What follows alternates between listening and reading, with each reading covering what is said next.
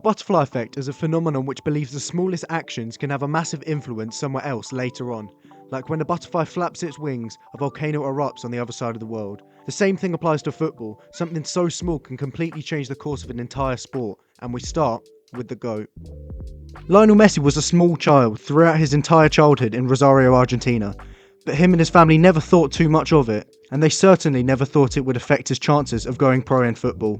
However, at age 11 he was diagnosed with something called growth hormone deficiency, which meant if unattended, he would never grow to a normal size. Receiving this news, his family realised that young Lionel Messi needed daily injections, or his football career prospects looked bleak. The problem was, however, the treatment needed would cost over £1,000 per month, and in addition, finding a club that would be willing to pay that much money would be very hard, as for a lot of clubs it would be a risky move. But luckily Messi's family had contacts in Spain, so a trial was arranged for him at Barcelona in 2000. Now for Barcelona, you have to understand that investing this much money for a small sickly 13-year-old, who they knew very little about, was very risky.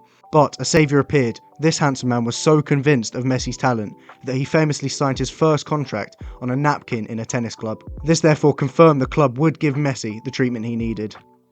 And after moving to Barcelona, Messi rose through the ranks, but unfortunately never reached his potential at Barcelona. And after a transfer to Villarreal at the age of 23, Messi would spend the majority of his career bouncing around various La Liga sides, including Betis, Villarreal and Valladolid.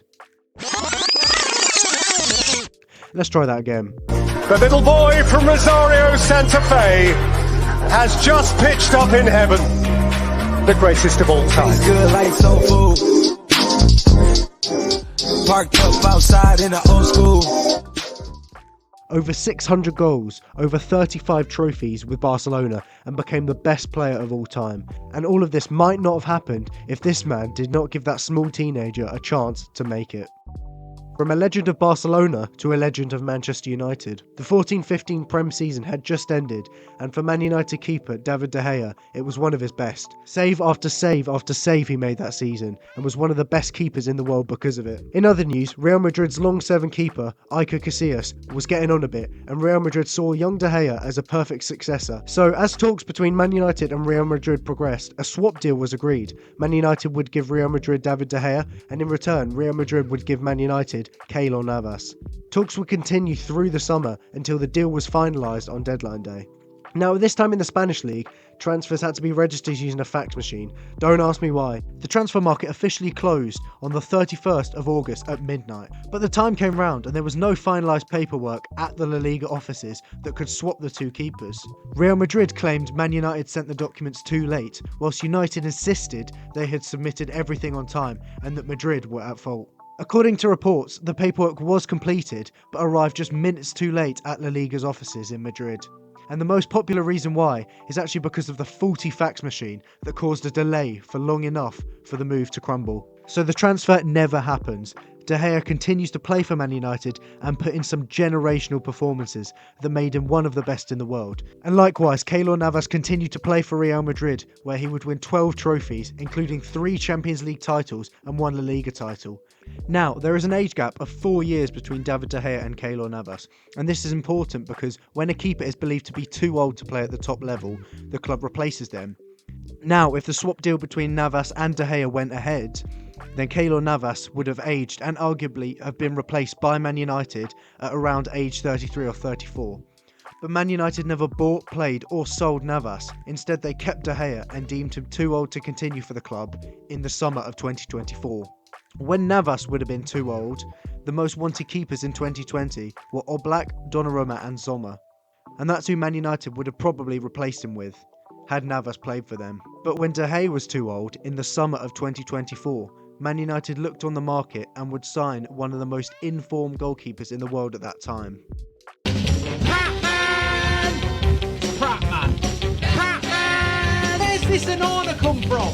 Prattman! Prattman! Prattman! What the fuck is he? Yes, technically a fax machine caused the swap of Keylor Navas and David De Gea to crumble, and further caused Man United to sign the worst keeper in the club's history.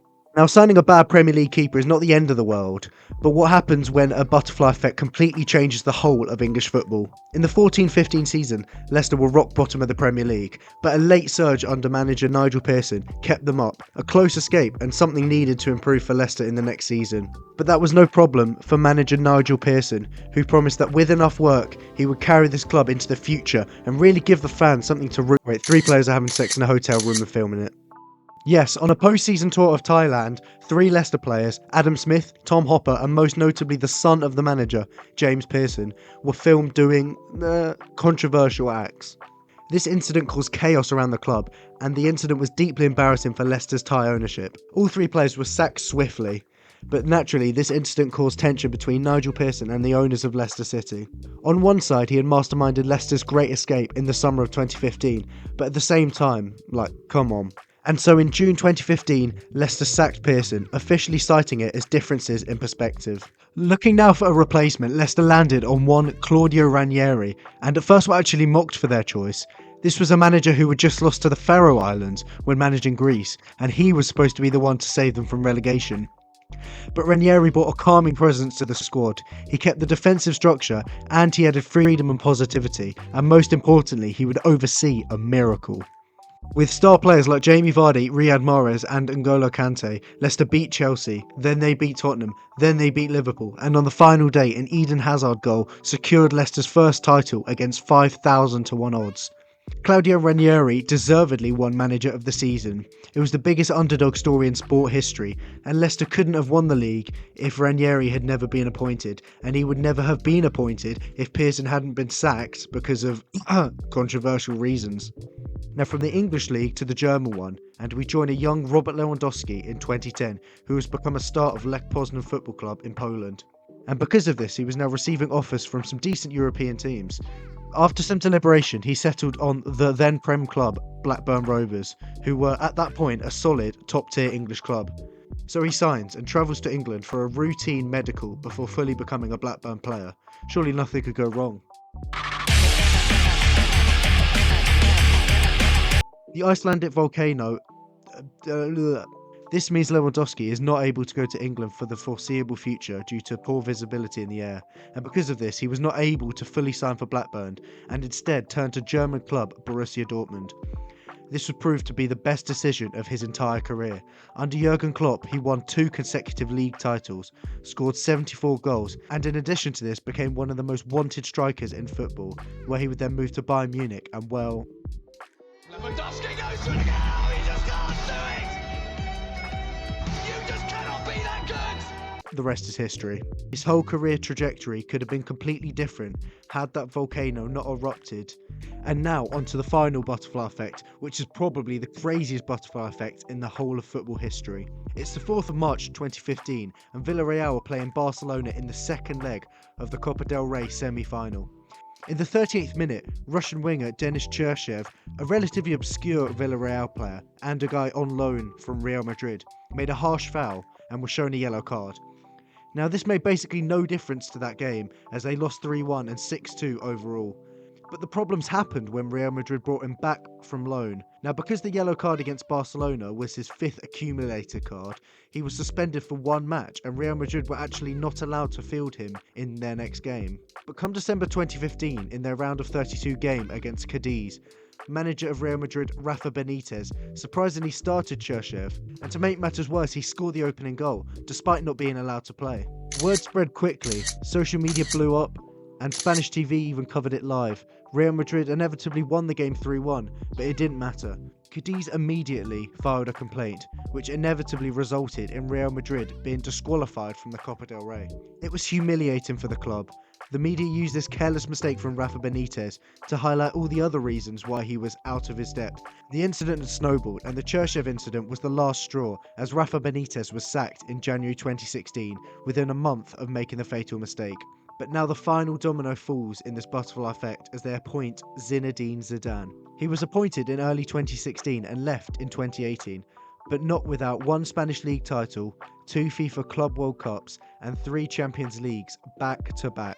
Zidane went down as one of, if not the most successful Real Madrid manager ever. He would never have been manager if Rafa Benitez had not been sacked, and Benitez would have never been sacked had Real Madrid not been disqualified from the Copa del Rey, and this only happened because of that 38th minute yellow card.